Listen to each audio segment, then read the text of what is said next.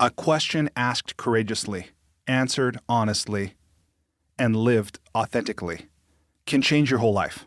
For me, that question was, how can I use what I have, what I love, and what I know to bless the lives of others? The School for Good Living and this podcast are one answer to that question. Hi, I'm Brian Miller. I know that the world can work for everyone, but that it won't until it works for you. I've created this to help you make the difference you were born to make. It's a series of conversations with thought leaders who are moving humanity forward. And in each episode, I explore their lives and the work they do. I also ask them to break down how they've gotten their books written, published, and read. This podcast is all about exploring the magic and mystery, and sometimes the misery, of the creative process. So if you have a mission, a message, and the motivation to share it, this podcast is for you. Welcome to the School for Good Living. Hello, my friends. Today my guest is Hal Elrod. Hal is on a mission to elevate the consciousness of humanity, one morning at a time. Hal is the author of one of the highest-rated best-selling books in the world, The Miracle Morning, which has now been translated into 27 languages, has more than 2,000 5-star Amazon reviews, and is practiced daily by more than 2 million people in 70-plus countries around the world. Hal actually died at age 20 when he was hit head-on by a drunk driver at 70 miles per hour. His heart stopped for 6 minutes, he broke 11 bones, amazing it was only 11, and he eventually woke up from a coma to be told by doctors that he would never walk again. Not only did he walk, he went on to run a 52-mile ultramarathon and became a Hall of Fame business achiever before the age of 30. Then, in November 2016, Hal nearly died again when his kidneys, lungs, and heart were on the verge of failing after he was diagnosed with a rare and aggressive form of cancer. Hal has written not only The Miracle Morning, but about 10 books in this series, including The Miracle Morning for Teachers, The Miracle Morning for Salespeople. There's one for real estate agents, one for network marketers, one for writers, one for college students, one for couples, one for parents and families. You get the idea. I will tell you, I read it, I loved this book, and I really enjoyed this conversation with Hal. I took away a lot. One thing I'll say is that a lot of books have some clever device, a mnemonic, or some kind of acronym that they try to build themselves around. And some of them are okay, some of them are kind of garbage in my view. This one is actually really solid. And it's savers. Now, in this interview, we don't tell you what that is. You'll have to Google it or buy the book, which is worth your time, I think. But any one of these 6 things that those letters stand for could change your life. And to do every single one every day, every morning as a way to start your day, can definitely change your whole life. In this interview, Hal shares how to become a morning person, something I would have been skeptical or reluctant to do years ago, but I've done it, what he suggests, and it works. Hal talks about the fact that the miracle morning isn't about waking up early, it's about waking up better, putting yourself in a peak physical, mental, emotional, and spiritual state first thing in the morning. You know, that sounds like a bunch of marketing speak, perhaps, but I invite you to listen to Hal, give his message a chance, and realize that this can take as little as 6 minutes. In this interview, Hal shares a number of other practical ideas like how to beat the snooze button. We talk about how difficult it can be to make change in our lives, and Hal shares some ideas and some insights that I believe can help make it easier to achieve a lasting change. Hal shares a perspective on choices that I thought was just profound. And although you can listen to the interview and hear what he says, the gist of it is, and this, he says, is his most popular social media post of all time, which I can see why. What you're doing is far less important than who you're becoming. I'll just leave you with this. Hal shares that in school he was a C&D student, never played sports, wasn't an athlete, wasn't popular, got picked on a lot, struggled with fear, insecurity, and self-doubt, as I know we all do at times. But in this interview, Hal shares his incredible life journey, recovering from that crash, being diagnosed with leukemia, and coming back from a major financial setback in his life. So the things that Hal shares could sound like a bunch of flowery BS coming from maybe many other people, but Hal is somebody who walks the talk, lives what he teaches, practices what he preaches. I think that if you haven't read this book already, that you would really enjoy it. And I hope you enjoy this interview. You can find Hal Elrod on the web at halelrod.com or at miraclemorning.com. With that, enjoy. Hal, welcome to the School for Good Living. Brian, it is truly an honor to be here, man. It's a privilege. Anytime I get to share a message with an audience, I consider it a privilege. So thank you for this opportunity. Yeah, thank you. Hal, what's life about? Dang, you just went right there off the bat. I love it. Oh, bam. What is life about? Life is about, to me, it's about enjoying every moment. You could say loving the life that you have while you are actively becoming the best version of yourself and creating the most extraordinary life you can imagine. So to me, it's kind of the two, where I think a lot of people delay that first part of loving the life they have and enjoying every moment. They think that, well, once my life's better, once I have more money, once I have a family, once I get a job, they put off like true happiness and fulfillment to some point in the future. Like then I can be happy. And I think that we see that with a lot of celebrities that doesn't work, where, and not all celebrities, but I think you see enough of people, or even not just celebrities, but millionaires, successful people, where they went through their entire life with this goal, this dream. They were achievers. And they thought, man, once I become a famous actor, then I'll be happy. I'll be like, that's the life of my dreams. Yeah. But they never really learned how to love the life that they had while they were on that journey. And so when they finally got everything they ever wanted, they went, wait a minute, happiness isn't in this. And a lot of those celebrities or successful people in all walks of life turned to drugs or alcohol. And sadly, some, if not many, turned to suicide, because they thought that happiness was somewhere out there. And so for me, it's about waking up and enjoying every moment, literally every moment, including the challenging and difficult ones. And we can go into that. But as you know, I've been through some very challenging, difficult moments, and I chose to be the happiest and most grateful I had ever been in my entire life while I went through the most difficult times in my life. And I think we have to understand that it's not mutually exclusive. It's not, well, if things are going good, I feel good. If they're going bad, I feel bad. No. When things are going bad, I'm going to feel good about everything I have to feel good about, which is a limitless supply of stuff, right, that we can feel good about and grateful for. And that will make the challenges, the adversity, the difficulties of my life that much more manageable and that much easier to move through and get to the other side of them. I think that's an amazing answer. And here's the thing, that could sound like a bunch of conceptual gobbledygook coming from many people, but Hal, people who've read your book or know your story, they know you have faced incredible adversity, having been in an incredible head-on crash, having been diagnosed as dead for 6 minutes, right? Having gone through a major financial catastrophe years later, having successfully dealt with cancer. I mean, like major things that if anybody else just said, well, life is about appreciating and enjoying every moment, it could sound like total crap. Sure. I think coming from you, it has a different quality or a different resonance. Well, and I honestly, I feel like when I give a speech, I tell people like, you don't have to go through what I went through to get the lesson. In fact, I believe that's why I don't know why I've had these things put in front of me, these, life and death adversities, but I've chosen, there's that adage, right? Everything happens for a reason. And usually when someone tells you that, you're going through some stuff and you're and you're like, shut up, right? Yeah, I don't want to hear that, Totally. So my belief, my paradigm, my perspective is everything does happen for a reason, but not the way that most of us have been conditioned to think about it, which is where we're searching for the reason outside of ourselves. Yep. Why, God? Why did this happen to me? Why? What? I don't understand. I don't deserve this. I'm a good person. We have this victim mentality as we're searching for reasons.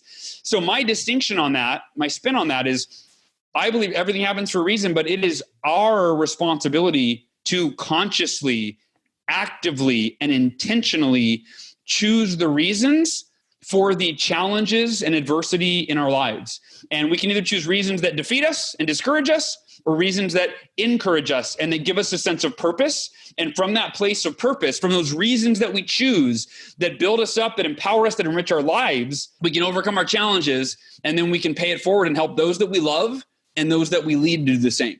Is so remarkable. And again, it's relatively easy to say, but what happens, I think, is that every one of us is ultimately faced with that responsibility, whether or not we embrace it. We have that choice every moment of every day, in every circumstance, every event, every relationship, right? Like all of these things. And part of what I love about your story, and for anybody that hasn't read, starting, and I know it wasn't your first book, but it's the first book of yours I read, The Miracle Morning, right? And these 6 practices with the acronym SAVERS that if anybody hasn't read, I want to invite them to join the community of more than 2 million people in 100 countries, right? That do this on a regular basis, which I've been around the personal development world for a long time, and shame on me for not having read your book until recently. It's all right. Totally forgiven. Well, thank you. But I love that these 6 practices, as you say, and I think it's totally true, that any one of these things, if people do, and this is a teaser, you got to Google it, pick up the book for yourself, that any one of these things could change your entire life. And doing all 6 is like supercharging, the quality of your life or the changes in your life.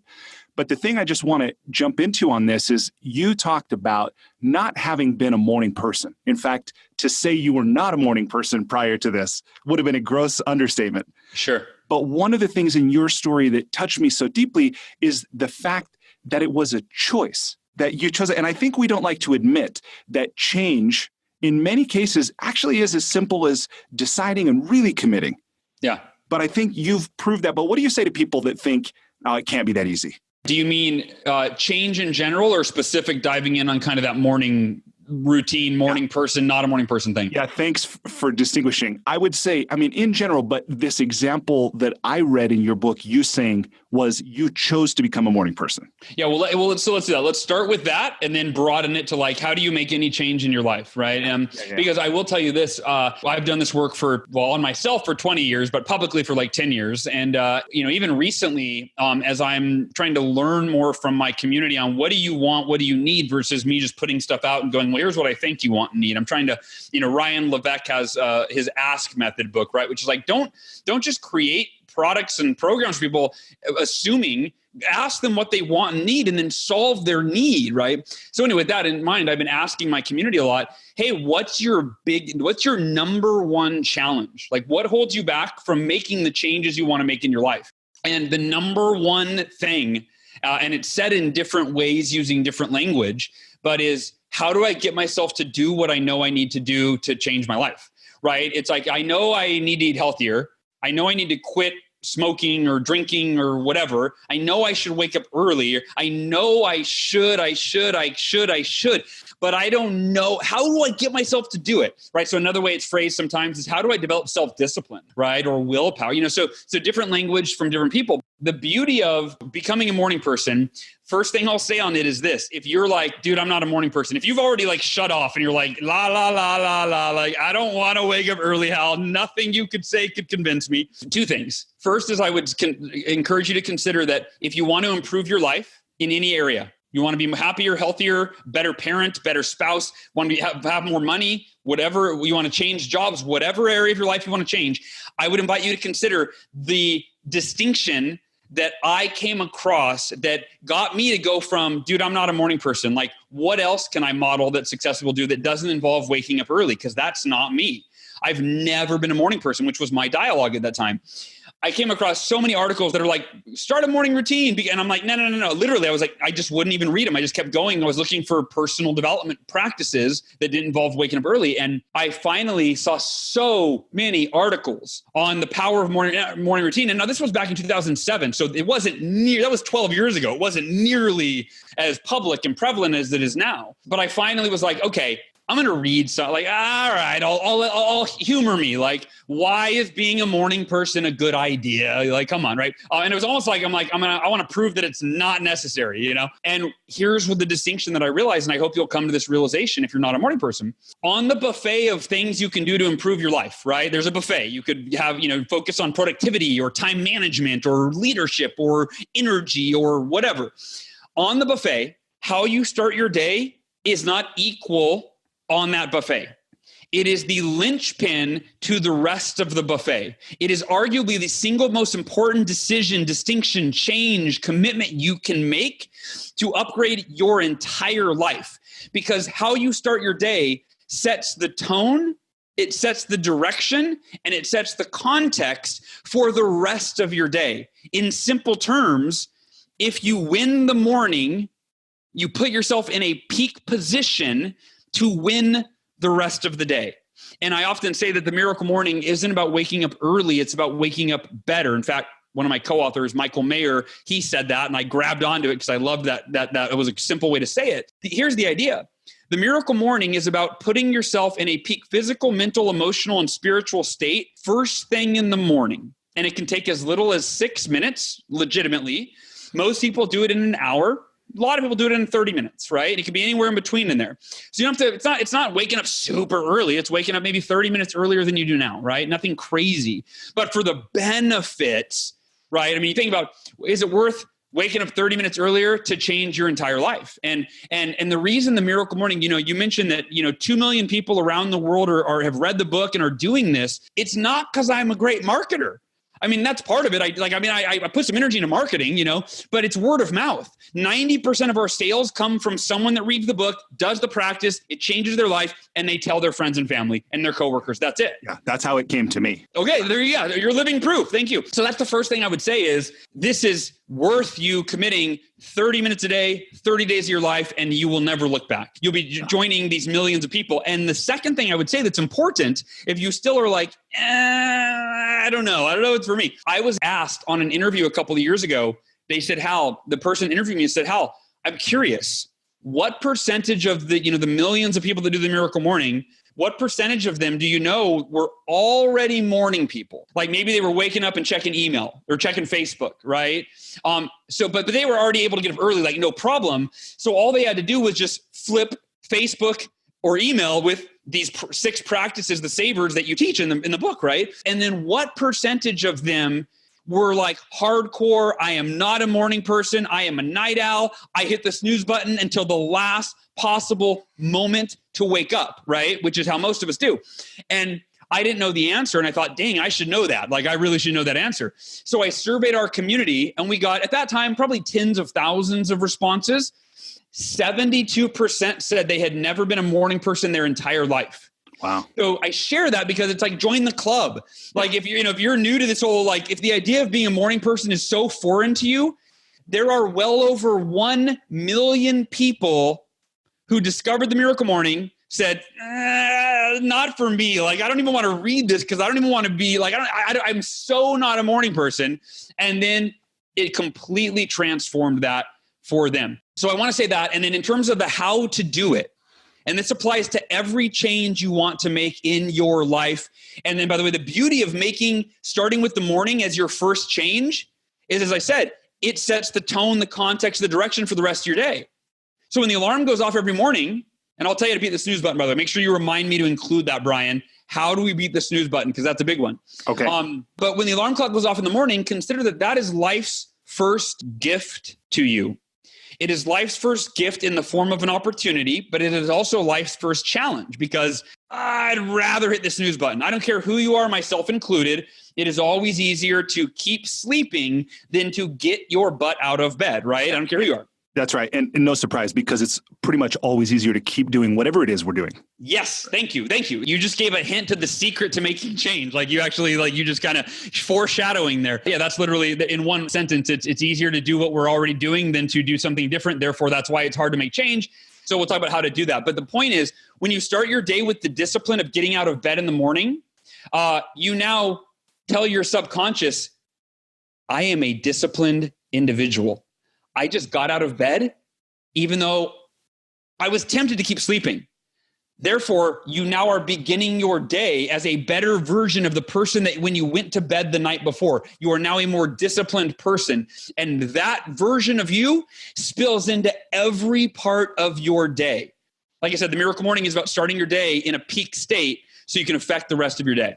Yeah. And Hal, on that point, this was another thing. You probably had this experience that you can hear the same thing said by a different person. Maybe they say it in a slightly different way, or you hear the same thing at a different time and it just lands depth or a new dimension to it. And something you said in the miracle morning was like that for me, which is why every choice is so important.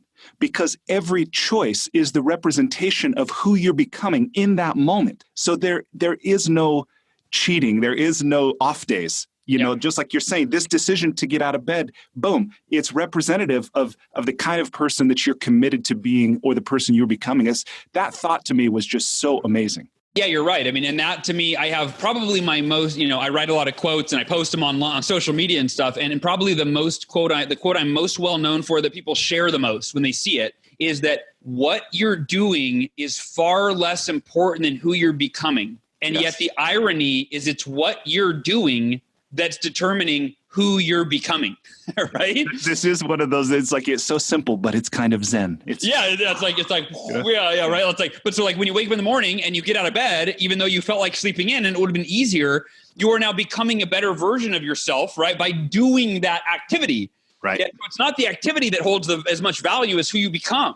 Right. I mean, every choice that we make determines who we become. And so, sadly, I think too many of us, and I was this way for most of my life, and I'm still this way, I'm sure, in certain ways, but we go through life kind of unconscious or consciously incompetent where we're like, yeah, I know I should do better. I know, right? And that's where we'll get into that right now. How do you make those changes? So here's the deal. You have to first understand why it is difficult to change and why we don't change. And you already said it. Simply because it is easier to keep doing what you've always done than to do anything different, even a little bit different. But the good news, this is the great news, is the key to transforming your life. And I'm literally talking about going from wherever you are now to like your wildest dreams. Okay. If that doesn't excite you, I don't know what does, but it's simply getting yourself, you start with baby steps. You start so small. In fact, I'll talk in a sec, Mark Victor Hansen, what he talks about, leaning into it, but you simply do the thing that my mentor taught me this when I was 20. He said, Hal, the secret to success is very simple. Do the right thing, not the easy thing. And the right thing is almost always a little out of your comfort zone, but not a lot, just a little for the most part. But the right thing is whatever the thing is that moves you closer to your highest aspirations for yourself and your life. He said, but it's as little as he goes, if you want to lose 100 pounds, just set that's a big, grandiose goal, right? But it's as simple as getting in the car every day at a predetermined time with a packed gym bag. That's it. Don't think about the workout. Don't think about, no. He said, if you get in the car with a gym bag packed, where are you probably going to drive? Right? Well, you got the gym bag, you're going to the gym, and he goes, don't think about it. Don't in the car, just listen to the radio and smile. He said, don't think about, that treadmill is going to be so hard. And he goes, no, don't. That's what we do. We think ourselves out of doing the right thing. And that's what keeps us stuck. He said, identify what the activities are that will move you toward your highest aspirations and then make them so easy to do. And so human nature is to do the easy thing. And by the way, let me explain that why. We'll go a little deeper on this. If you think about cavemen and cave women, okay? And I wasn't around back then, so we're going to use common sense and what, our theory. You think about, it was a very different society, right? As a cave person, your job was our human nature. So that's where our human nature came from, right? And it's evolved a bit, but our human nature was to survive. We are survive like that as a species. We survive. You went out. The only time you did the right thing was when you were still hungry. And then you went out and you're like, oh, I got to go hunting, right? Oh, what a pain in the ass. I'd rather lay around the cave. But you're like, I'm starving. So you went out and you got off your butt. You did the right thing. You're right. Your aspiration was to eat. And you went out and you hunted. But here's the deal, Brian. We weren't achievers. You didn't hunt and then go take the buffalo back and then be like, all right, I want to win on the leaderboard. I want to make sure that I have the most, right? That's how we live society has conditioned us different today. Yeah. That my buffalo is bigger than the guy in the next cave. You're like, dude, I got meat. Hey, you went home. Hey, sweetheart. Hey, kids, we're going to eat for the next 3 months. We're going to get fat. We're going to get lazy. And the only reason that you went out to work again, to hunt again, is because you were out of buffalo meat. We live in a society now where we actually want financial freedom and we want these things. We want health and by the way, the lifespan back then was what, like 20 or 30 years, right? So so we should evolve beyond that. But if you understand that as a human being, you are not wired to achieve all of the things that you want to achieve in your life. And in some ways, I could almost give you a pat on the back and say, it's not your fault. Like it's not our fault, right? I feel so much better now. Yeah, but it is your fault if you are now aware and go, oh, okay, I understand what's holding me back, and I understand what I need to do to change my life. And if I don't choose to do the things, the right thing versus the easy thing, then you deserve whatever you get, right? In life, you don't get things because you're a good person. You get things, and I believe you should be a good person, of course, but you get what you deserve, right? You get what you deserve. And I think, I talked to somebody recently about that, and they're like, yeah, I've realized, it was a relative of mine who's 30 and still lives at home, who I love dearly. But he said, Hal, I realized, he goes, I always thought that life was just going to work itself out because I'm a good person and I deserve good things. And he goes, and it finally hit me. I have to do the things to produce income, for example, if I want to get out of my parents' house, right? You know what I mean? Right. And so, so understand that the reason that it's hard to change is because as a human being, you are wired to do the minimum that you have to do to not die. That's literally what you're programmed to do. The evolution of humanity, that's what you're programmed to do. And if you want to elevate beyond just living the most mediocre, minimal life that you can, right? You have to go, okay, what do I want? Write it down, put it on paper. Okay. You can call it goals, right? What are the things that I need to do? What must I do? And then here's what Mark Victor Hansen said. I mentioned earlier that I was going to share this lesson. I love this lesson and I think about it all the time. Let me be really clear. For people that are listening and they're like, dude, Hal's like this energized, motivated, some of you already turned it off because I'm so intense. I apologize. And this is his job. It's what he does all day. He gets paid for. It's easy for him. Yeah, no, you have to understand that who I was my entire life. Okay. So for the first 19 years of my life, I was what I would call very average or mediocre. You could use those words interchangeably. I was a C and D student. I never played sports in school, so I wasn't an athlete. I wasn't very popular. I got picked on a lot, right? I struggled with fear and insecurity and self-doubt. In other words, I was just a normal person, right? I was the average person. And I was very fortunate. When I was 19 years old, I got hired by Cutco Cutlery to try my hand at sales. And I really only took the job to get my buddy Teddy off of my back because he kept bugging me to give it a shot. And I'm like, okay, I'll try it. Well, my mentor, Jesse Levine, was one of the most, he was an achiever, right? And he was the number one manager in the entire company out of hundreds, right? So, he was brilliant. Wow. How lucky for you. Yeah, exactly. I was very fortunate. So he managed my mindset and he led me and he taught me and he believed in me when I was insecure. And I'm like, I can't do that. And he's like, Hal, you can do it. I will tell you exactly, do these things, the right things, and you will see results. And I'm like, okay. And so the only reason that I got off my lazy butt is because he held me accountable. He would call me in the morning, he would call me at night, and he would just wake me up, put me to bed, manage my mindset throughout until I caught up to that, right? I think a really important philosophy is sometimes you have to believe in the belief that someone else has in you until your belief catches up. And whether it's me or you, Brian, believing in your listeners, your viewers, right? Like, you can do this. Yeah. One of the most fundamental beliefs I think we all have to adopt is that anything another human being has overcome or accomplished is evidence that or something better is possible for you too. You are just as worthy, deserving, and capable of overcoming or accomplishing anything in your life as any other person on the planet. Yeah, it's such an empowering belief. It's probably not the one that most of us have from childhood, but the fact that it's a belief we could choose to hold, I think already is really remarkable. We have to choose to hold it because we all suffer from what I call rear view mirror syndrome. But you read that in the Miracle Morning, right? Like we have this rear view mirror in our subconscious. And whenever we're faced with an opportunity or a challenge, we check the rear view and you go, well, who am I? We literally think that we look in our past and that's how we define our future and our present. We go, who am I? Who have I been in the past? Oh, that informs who we think we are. But the reality is you're whoever you choose to be. Yeah. Right. And so I didn't have self-worth in fact, I still struggle with insecurity and self-worth. And I use affirmations. I use written statements to remind me, Hal, you are just as capable as any other person on the planet. In fact, I had a realization yesterday during my meditation. I go, why do I always speak of myself as less than the people I look up to, like Tony Robbins or Brendan Burchard? I've noticed, and I do it unconsciously, because I have this insecurity, this unbelief that goes, no, they're them. Like, I'm just little old me.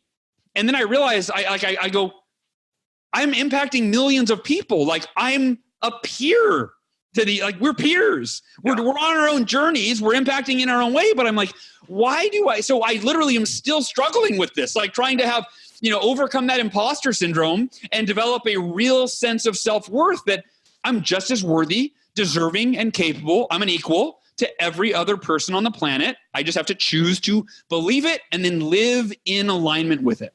Mark Victor Hansen, this is how I roll. I go all over the place. And Mark Victor Hansen simply taught a very simple lesson. I saw him speak probably 10 years ago. And he said, when it comes to making change, people get overwhelmed because they try to imagine their brain has trouble seeing the journey and it just sees the end result. And they look at where they are now and they feel overwhelmed with how far away they are from where they want to be. It's like that example I gave of somebody that wants to lose 100 pounds. Yeah. That's overwhelming. So they do nothing.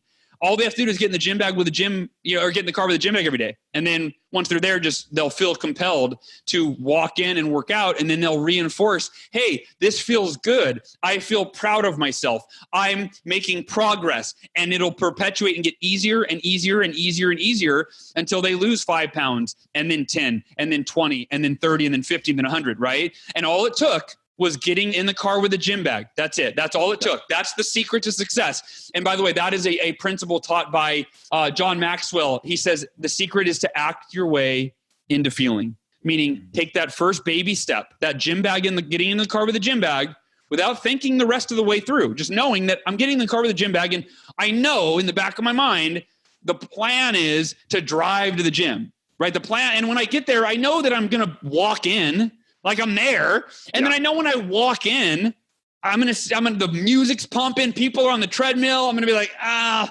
guess I'll put the clothes on that are in the bag. Right. But it's like, it all boiled down. And for me, when I was in sales, I hated making calls. Everybody hates making calls. Right. And, I would just every day I had a timer went off that said, call the first person in your referral notebook and don't think about it. I love that. Because I would always talk myself out and be like, I can procrastinate for another hour. I can do another hour. And every salesperson will tell you this. And then it turns into the end of the day and you're like, I'll just do it tomorrow. Right. And then the year ends and you didn't hit your goals again. Right. Or the week or the month or the year ends. Yeah. And so for me, I realized that when I learned the act your way into feeling principle from John Maxwell, I would just, when the alarm went off, if my brain would start to try to rationalize not making my calls, I would go la, la, la, la, la, la. And I'd walk over and grab my phone, la, la, la, la. I'd open my referral notebook, la, la, la. And I would dial the first number. And then I'd be like, oh crap, what am I going to say? What am I going to say? What am I going to say? Right? But I literally became one of the top salespeople in the history of our company by dialing the 9 digits or whatever it was in my referral notebook within the time. And then here's the beauty of it. When you act your way into feeling, once I made the first call, I overcame the inertia and I just made the next call and the next call and the next call and the next call. Yep. But if you want to lose 100 pounds and make, 6 figures this year, just get in the car with a gym bag every day or pick up the phone and dial that, you know what I mean? And that applies to everything, writing a book, everything. Nexus IT helps companies of all sizes manage their information technology with hyper-responsive, white-glove IT support and services to handle the most basic tasks, like monitoring and maintenance, to the more complex projects like digital transformation. Visit their website at nexusitc.net. I love that, and I'm often amazed at how inertia can mean either remaining at rest or remaining in motion. And now what you're describing is it's working for us. And that rear view mirror thing is working for us because we have this set of references that tell us who we are. But at the same time, we have the awareness that who we are is the choices we're making, who we're becoming in every moment. It is so beautiful. Hal, let me transition us. And I do want to leave time to hear, I want to hear about the alarm clock. Okay. And I do want to ask you one question about We'll save that as the bonus at the end. Yeah. Okay. So the enlightening lightning round. Please complete the following sentence with something other than a box of chocolates. Life is like a miracle. Number 2, what's something at which you wish you were better? Details. Number 3, if you were required every day for the rest of your life to wear a t-shirt with a slogan on it or a phrase or a saying or a quote or a quip, what would the shirt say? How can I help you make your life better today? Number 4, what book other than one of your own have you gifted or recommended most often? Conversations with God by Neil Donald Walsh. It is one of the most profound. So it's not a religious, it's a spiritual book for sure. But if anybody is anti-religious, I still recommend it. I just want to make, just give a little disclaimer on that. But it is, it's just imagine this. Put your skepticism aside and it'll come back when you start reading the book, as it has for the 10 million people that have read that book. Again, word of mouth. Neil is not a marketer at all. So you have to ask yourself, if 10 million people plus have read that book, and the guy that wrote it didn't really market it, it just went viral, there must be something to that. But just imagine this, okay? And again, I know you're going to be like, all your skeptical, you're like, where, they're going to go off. But imagine if you literally, if there was something or someone named God, and you could talk to him, and you could ask him any question that you had, and he would answer you. Would that be worth your time? And in that book, of course, the answer, you're like, yeah, right. This guy's just a clever idea. He's talking to God. I don't buy it. Right. That's what I thought when I started reading it. But you're like, all right, if you keep reading, you go, so you read the first question. You're like, oh, I would love to actually ask God that. And I wonder what he would say. And you're like, all right, let's hear what this joker has to say. Right. When he pretends to be God. And then you keep reading and you're like, oh, I don't know if that was God or just this guy, Neil, but damn, is that profound? Yeah. Damn, is that wise? And is that useful in my life? If I implemented that, my life would be better. Yeah. And then the next question gets asked and you're like, oh, I'm actually really curious on this one too. And then you read it and you're like, holy crap, this is right? So that's the point. Is whether Neil is talking to God, I don't know. Whether Neil's just a super smart guy, whether it's his own, I don't know. We all have that voice in our head, right? Yep. The answers from that book have radically transformed my life and 10 million lives as well. So that's a long answer to your question, but there you go. No, thank you. I think this is my hypothesis, by the way. That's part of why the Miracle Morning is so powerful, is that it invites people to create a space in their life to receive that kind of inspiration and direct experience for themselves. So you travel a ton. Yeah. What's one travel hack, meaning something you do or something you take with you when you travel to make your travel less painful or more enjoyable? One is a website called TripIt, TRIPIT.com. And what you do with that is whenever you get your emails for your flight, your car rental, your hotel, you just forward them to this email address and it creates in the app your entire itinerary based on time, where you need to be. It figures out what the gate is, everything. And here's the crazy part. I've been on flights before where I get a notification from TripIt that says, hey, the gate has changed. And I remember this one, I told the flight and I go, they moved the gate to C, and she goes, no, I don't think so. And then she calls, she's like, wow, you're right. So wow. I go, wow, the app figured it out before the actual, even the people on the plane. So yeah, so that's a really cool little hack. Wow. That's great. Thank you for that. What's one thing you wish every American knew? That they are truly capable of creating a life that they truly love. And I think that, there's a lot more, obviously, like what we talked about today. I wish they knew about this podcast episode, actually, so they could hear that. But that's it. I mean, is to realize that you don't have to settle for less than you want. You can live the most extraordinary life you can imagine.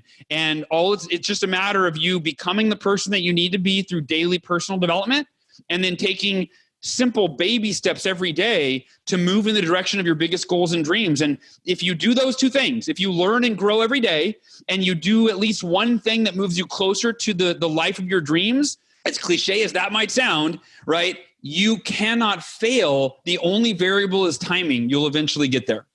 That's beautiful. I'm going to count that as the answer to whatever I would have asked you about your advice or encouragement for people engaged in the creative process. There you go. Yeah, just in the interest of time. And what I want to do as well is I just want to reserve a moment. I know we didn't talk about it, and maybe there will be a part 2 someday. Sure. But I just want to acknowledge your latest book, The Miracle Equation. The 2 decisions. Right there. If you're watching the video, it's right there.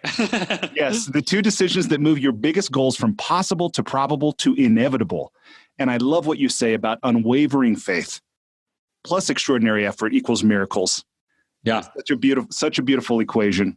The biggest thing I'd encourage you to do that will add the most value to your life, I believe, now and over the long run, is scroll down on the miraclemorning.com homepage, and you'll see a big, square or rectangle that says join the community. And as you mentioned earlier, the Miracle Morning community online has over 200,000 members that wake up every day, log in, not all of them, but thousands of them do log in every single day and support each other. And it's become one of the most engaged, really non-judgmental, empathetic, loving, and supportive communities, online or offline, that I have ever seen or been a part of. And if you're new to the Miracle Morning journey, you'll be, there's every day, roughly 1,000 people join the community, or a few hundred, I think. And so you'll have people that are on day one, but people that have been doing the Miracle Morning for well over 1,000 days in a row. And you go in there and you say, hey, I'm new. I want an accountability partner. Or, hey, what's your tips on visualization or meditation or journaling? Or, it's such a great place to connect and get support from like-minded people. Yeah, amazing. That supportiveness, that non-judgmental, the helpfulness is probably the exact opposite of what a lot of the people listening to this experience from their peer group or their family. So Sure. What a wonderful alternative. Absolutely. Yeah. Okay, so the last thing, I want to just let you know, there's an expression of gratitude to you for making time to share of your knowledge and experience with me and our listeners. I've gone online to kiva.org, and I've made a $100 microloan to an entrepreneur in Egypt. Awesome. She will use this to help buy cattle and feed and support her family and improve the quality of life in her community. So thank you for making that possible. You're welcome. And wait, but Brian, I have to say thank you. And do you know what else you did by making that loan and telling me about it? Tell me. You just made probably hundreds of those loans through me, because that just inspired the heck out of me. And I am going to start doing that on every single one of my podcasts. Oh my goodness. That is so awesome. Yeah. Well, I'm so glad. Okay. Well, then the very last thing, I'm really touched by that. So this thing about the alarm clock. We can't leave it hanging.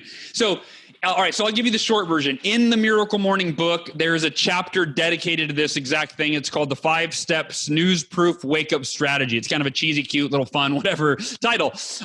But I'm going to give you the most important of the 5 steps. The single most important step, and I've had CEOs tell me this was the game changer for them, is move your alarm clock as far across the room as possible. So it forces you to actually get out of bed, stand upright, breathe in oxygen, walk across the room, and actually wake up to turn it off. Because the biggest reason most of us hit the snooze button, often without even being fully aware of it, is that it's within arm's reach. And if it's within arm's reach, your level of discipline when it goes off is at about a 0, maybe like a 0.04 or whatever, right? But when you had to get out of bed, walk across the room, for me, I keep mine in my bathroom on the counter. When you have to walk into the bathroom, right, all of a sudden now you're awake, and it's 100 times easier. Now that's a made up number. It's, arbitrary, but it's much easier to stay awake and maintain that discipline to keep moving forward, brush your teeth, wash your face, drink a glass of water, implement the other 4 steps in that chapter that you'll read. Yep. Right. But the biggest one is to keep your alarm clock across the room.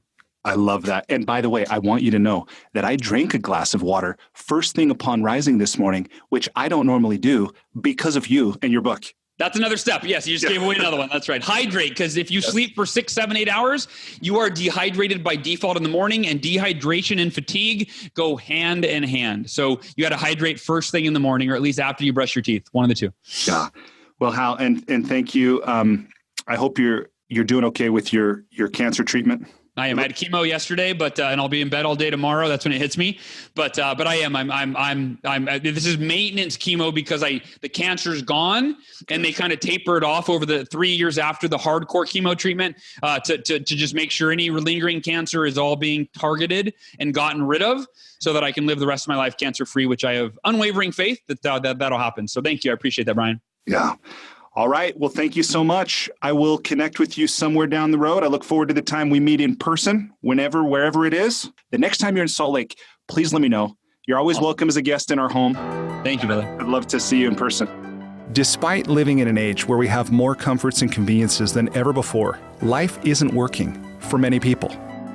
Whether it's in the developed world, where we're dealing with depression, anxiety, addiction, divorce, jobs we hate, relationships that don't work, or people in the developing world who don't have access to clean water or sanitation or healthcare or education, or who live in conflict zones. There's a lot of people on the planet that life isn't working very well for.